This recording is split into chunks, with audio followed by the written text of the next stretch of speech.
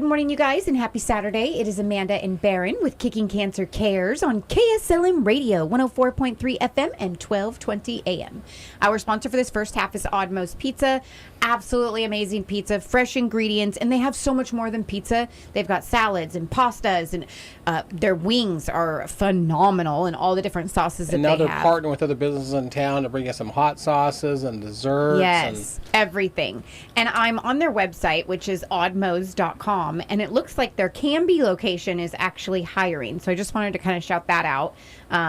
Looks like there's several positions, days, evenings, full-time, part-time, and drivers are needed. You can apply in person, which makes it really simple. And that address is 1017 Southwest 1st Avenue in Canby, Oregon. So definitely go check them out. If you know a teen, I may even send one of my teens that way. It's not that far from you, is it? No, not really at all. So huge shout out to Oddmo's Pizza, the best pizza in the world. It is so stinking good. Well, before we get too far into the podcast, I do want to introduce a guest that's going to be with us this week. This is Kyle, and I'm going to say your last name wrong. So how do you say Issacs? Yep, that's it. Kyle Issacs. Okay. She's with the Oral Cancer Foundation.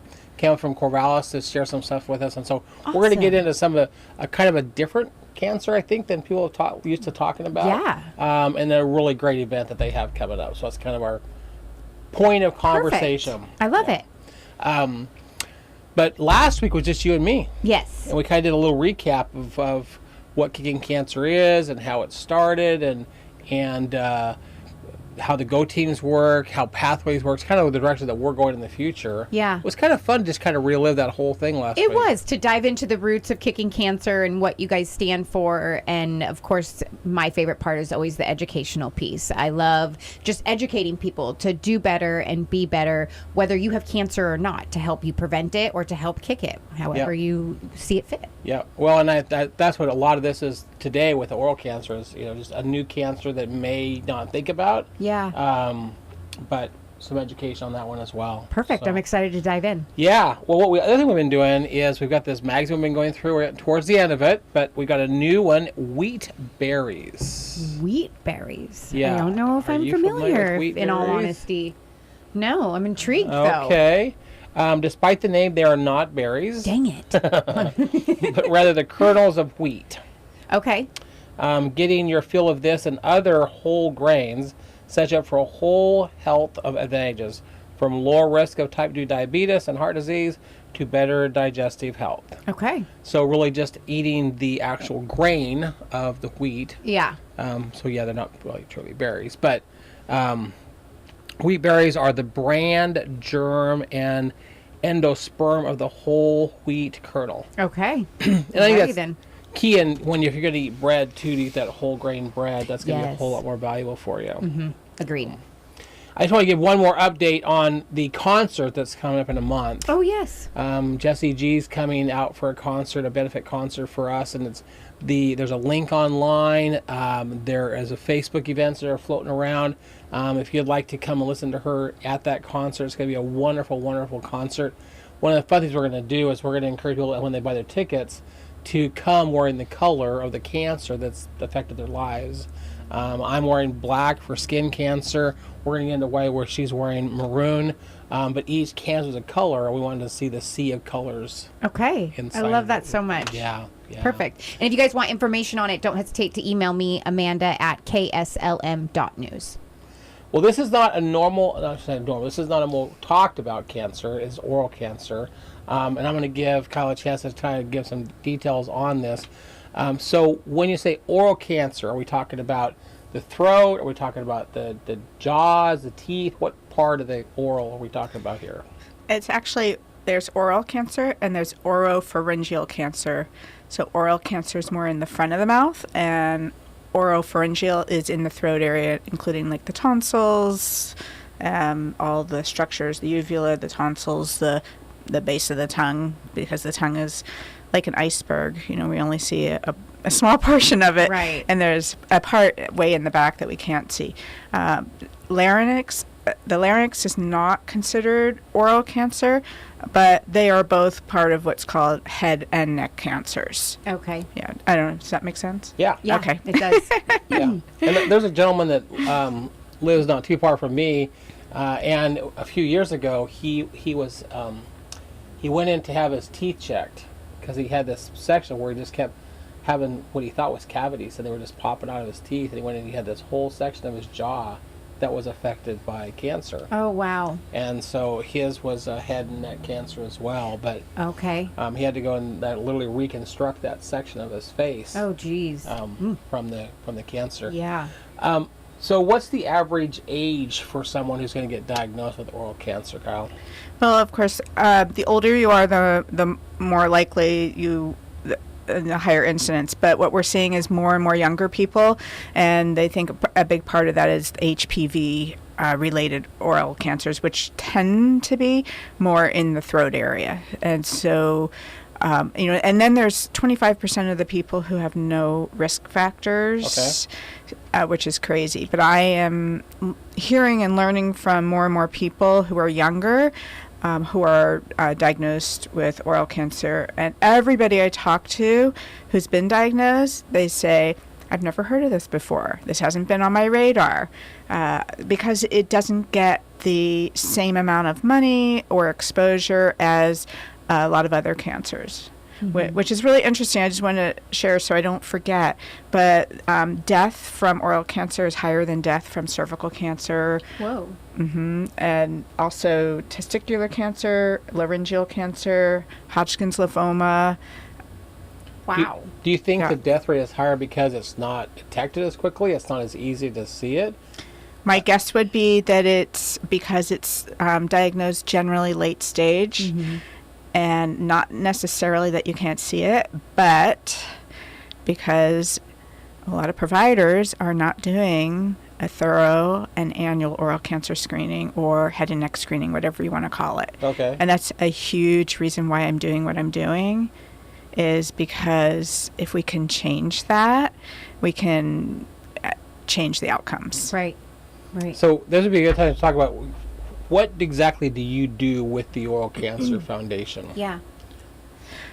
Well, it started out that I was helping other coordinators, because I coordinate a walk here in Oregon around the country.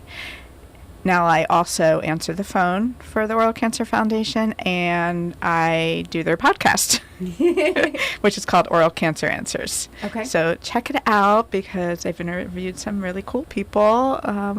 The most recent one, a woman who's also a dental hygienist like myself, but she doesn't work clinically anymore. But what she does is she coaches, teaches, whatever you want to call it, dental offices how to bill medical insurance. Okay. Which is huge, because I don't know if any of you have dental insurance, but it's really not insurance. It doesn't pay for very much. Yeah, dental insurance covers a tiny piece of what you actually need for dental work. Yes, and so there are a lot of things that medical can cover, and the ceiling is a lot higher. Right. So basically you're billing dental work as a medical procedure just to get it covered underneath the medical? Yep, with the codes, and she knows how to do it. And so I interviewed her. You can listen to that interview on Oral Cancer Answers on wherever you listen to podcasts. And on our website, I believe there's a link that will take you to her website, where she'll eventually, if she hasn't yet, will have a list of dental providers around the country who do medical billing, and hopefully we can get more on board. That's cool. That's really cool. Bringing awareness to the situation. Yeah, because the costs for some of the things that people need is astronomical, and many of them don't have dental insurance, which doesn't pay for much, and then a lot of them don't have money to pay for the needed treatments. Yeah. So what motivated you to get involved with the Oral Cancer Foundation? Well, I'm a dental hygienist, and a coworker of mine and I decided, we started out working, finding different businesses to give us samples of products to help people who have oral cancer, because I had this patient who kept putting off treatment for parotid gland cancer, and I can't remember, we may have had some other patients too. And so we wanted to put together little kits for them, dry mouth stuff and extra soft toothbrushes and things like that. and so it just kind of started there, and then we decided, let's do a walk. And so she contacted the Oral Cancer Foundation, and we did our first walk in Corvallis in 2021 or 2022. No, 2022. And after that walk, they liked how I was able to get a lot of sponsors and how our walk went in a small town, because Corvallis is less than 60,000 people. Mm-hmm. So it's really a small town. Yeah. In comparison to the other places they do walks. Yes. And we raised over $13,000 Wow. that first time. My goal has always been 15,000. Have not reached that yet. This year we're the closest we've ever been. That's exciting. So I'm excited. So I said, okay, I'll do that. I like doing that kind of thing, helping people and helping other coordinators. So that's what I'll post things on social media for them, or I'll reach out to people I know in the different states, the Dental Hygiene Association, or businesses that sponsor. I'll ask, hey, can you sponsor that walk? So just trying to make connections and increase awareness. Mm-hmm. Well, and it would have been early 2023. The Croc Center was having their health fair. Mm-hmm. And, we had our booth set up, but as I was wandering around talking to other people, that's where we first met. And you decided to take your walk from Corvallis up to Tigard, try to get a bigger exposure. And so you asked someone to come and speak, and so I got a chance to come and just kind of kick the whole walk off, Yeah. talk to the group. That's cool. And then you realizing that it didn't quite have the same exposure in Tigard that you'd hoped, you pulled the thing back to Corvallis. So this will be your fourth year doing the walk. And we'll get more to that in the second half of the show. But the other thing I thought was interesting as I was doing some research, at stage 1 or stage 2, which is the early stage of this cancer, there's an 85% survival rate. That's big. Yeah. Overall, it's a 68% survival, and then of course it begins to drop. Stage 3 is 56%, stage 4 is 34%. Wow. Where do you find most people where are they detected at in this? I mean, I don't really know all the numbers, but I'm guessing probably stage 3 and 4. And I've even talked to people who were diagnosed in an earlier stage, and then for some reason treatment wasn't started, and then they moved into a higher stage. Yes. So one of the reasons that it used to be about 50% survival rate for to live to 5 years. Okay. And now it's closer to that 60%. And they think that the reason that is because of the HPV related oropharyngeal cancers, because they do better in regards to treatment modalities than the other ones. 90% of oral cancers are squamous cell carcinomas, and then we have the HPV driven ones. So what's that first thing that you said? You said there's 2 HPV and one other one. What was the other one you mentioned? Oh, squamous cell carcinoma. So what exactly is that one? That 90% of all the oral cancers are squamous cell carcinomas. Okay. Mm-hmm. So carcinoma is like a soft tissue cancer that's in your throat, I assume, based on the wording? Well, the majority of the places, the high risk ones are the tongue, floor of the mouth, but it can happen anywhere. Recently, I did an interview with a young woman in Canada. She was 19 when she found a black bump on her palate, the roof of her mouth. She pointed it out to her dentist, and her dentist said, "Oh, no, that's nothing. Don't worry about it." And 3 years went by. So when she was 22, she went back to the dentist, and they said, "Oh, that looks like it's getting bigger." Well, they didn't do anything about it. She went to the ER in Canada, and that doctor was the one that said, "You need to go." And she actually had a scan, and they didn't see anything. So finally they did a biopsy. Biopsy is the gold standard. You got to have a biopsy. Mm-hmm. So when people ask me, when I'm doing my head and neck screenings on them, because I do it on all my patients, do I have cancer? The only way you would really know is to have a biopsy. Yeah. So a scan didn't show anything for her. I don't remember if she had any other tests. Finally, it was the biopsy, and she had a salivary gland cancer on the roof of her mouth. Oh, jeez.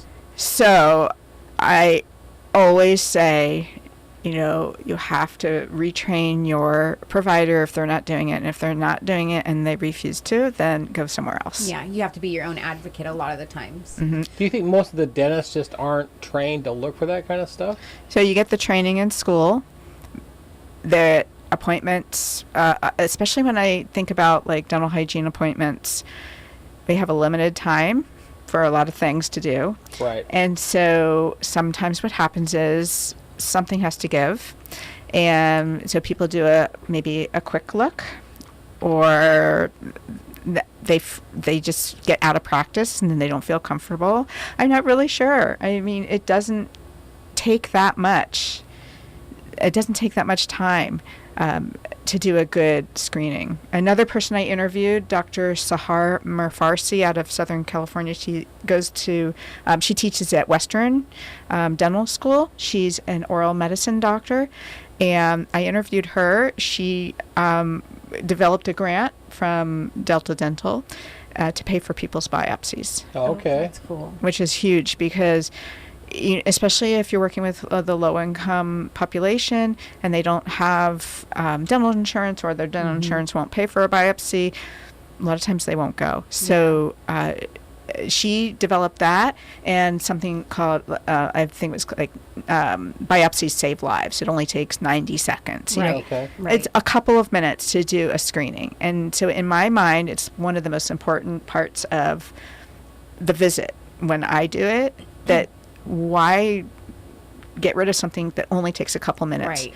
And I'll do it at the beginning, and then because you get used to doing something in a certain way. So when we clean your teeth, I always start in the same place, and it's easy to remember, so I don't forget that I did a spot. What are you looking for when you're doing those? Oh, okay. So you check on the neck, feeling for any glands that might be swollen or bumps, lumps. Have them turn to the side and feel all along this muscle. The other side, back here, you can tell the patient you're giving them a little massage. All the way up the jaw. You can even feel up here. So the whole face.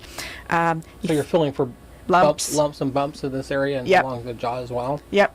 Behind the ear, behind the head, and under the chin, the whole side of the face and the forehead, then inside the mouth, with both a finger and a thumb, feeling inside the lips and looking. So you're feeling and looking, using your eyes and feeling. You have the person say ah. So a lot of times people don't want to say ah, and I have to explain to them, when you say ah, it's not for just because we want you to say it, but it opens up your throat so we can see back there. Yeah. Deeper look down inside there. Yeah. we can maybe see the tonsils, see the uvula, see in the throat area, and then feel the tongue. Have them stick out the tongue. Look on the sides, because those are the real common spots. The other sides. Feel the floor of the mouth, and I put a thumb underneath until you kind of feel it together. Feel the cheeks. Feel the palate. Look at the palate. Look and feel at all those surfaces. Okay. What are some of the side effects or things that may be an indicator that there's cancer going on inside? Right. Some of the signs. Visible. Yes. So a sore that doesn't go away within a couple of weeks. It could be red. It could be white. It could be black. It could be like an ulcer. It could, or any variation of that. Having sore throat. A sore throat that just won't go away. Won't go away. Yep. Let's see what else. I took some notes. Difficulty swallowing or speaking or chewing. Maybe a lesion that looks more like a wart. That could be an HPV. Numbness, swelling. Swelling in the face or the neck and the glands. Maybe even an earache. Okay. Those are probably the most likely ones. I can see where the throat and the ear is connected, so an For earache sure. that won't go away would be an easy sign as well. Right. Anything that doesn't go away, in a couple of weeks, get it checked. And if you're not getting someone to really listen to you, then get another opinion. Okay. We've heard that more than once, haven't we? Yes. Yeah. Absolutely. Never hurts to get a second opinion. Yeah. I also, as part of my job with Benton County, I teach every 3 months the oral component to community health worker training.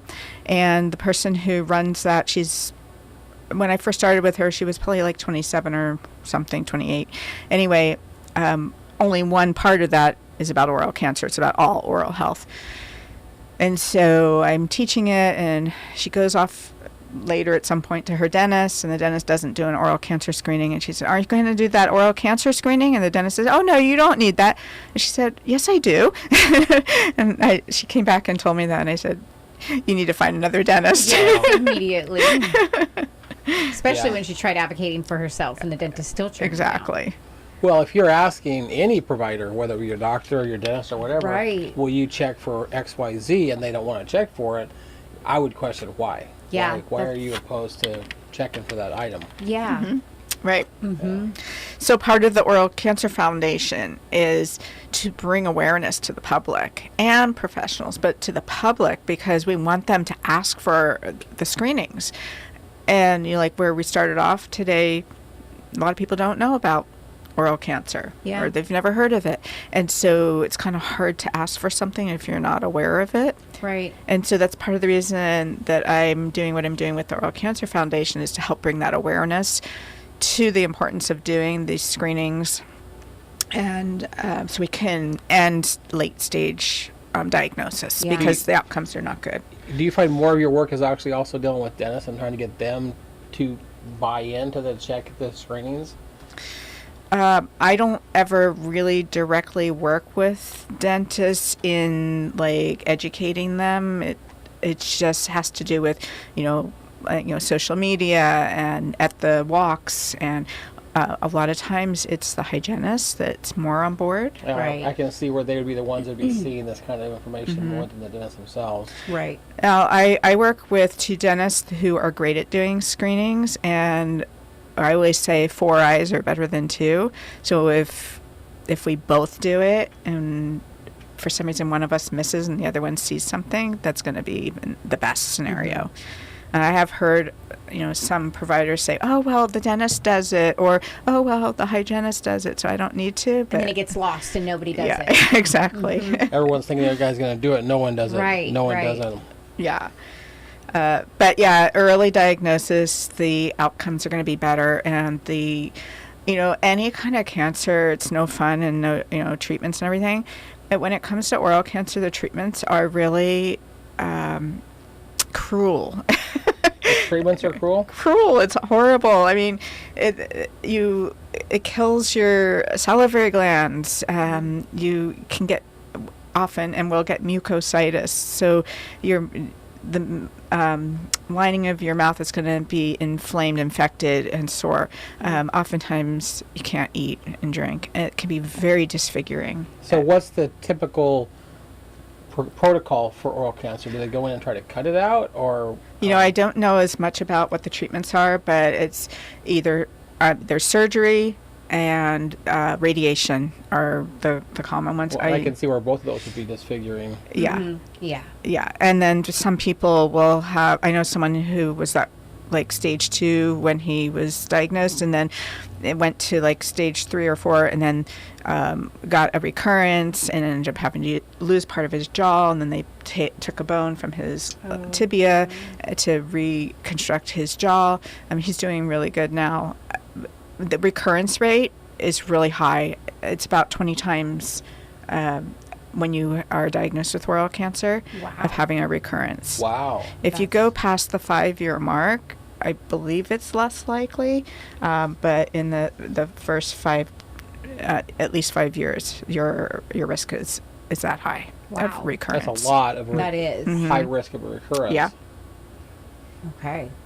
And you've got a pretty big region that to be dealing with too when you're talking about the roof of the mouth and the jaw and the throat and that whole area. Bunch of stuff. If you didn't know, 1 person dies every hour in the United States from oral cancer. Okay. I don't know how that compares. The number of people who will be diagnosed this year in the United States has gone up. We're at 59,660 just for the oral and oropharyngeal cancers 59,000 in the whole United States for that one cancer alone. that will be diagnosed this year. We're all getting close to 60,000. Wow. And Pretty healthy number. 12,770 deaths. Wow. Yeah. So it's an important one to bring up and talk about and bring Absolutely. awareness to that, and which is why I wanted people to understand what oral cancer is and why this is important, and then what they're doing in the Corvallis area to bring awareness to it as well. Okay, I love it. Well, we're going to take a quick break, but I first want to shout out our sponsor for this first half, which is Odd Moe's Pizza. I absolutely love their Green Monster Pizza. I love their white sauce. Oh my gosh. And then the cauliflower sauce. crust. Yeah, it's just so stinking good. I'm a sucker for artichoke hearts, though, so it is my fave. And I like to put chicken on it and then a little bit of bacon crumbles as well. Oh, so good. Yes. So definitely go check them out. Amazing, healthy options for pizza, which is kind of surprising, but Odd Moe's has it. That's They've it. got it all. So go check them out, and we'll be right back. You guys stay tuned.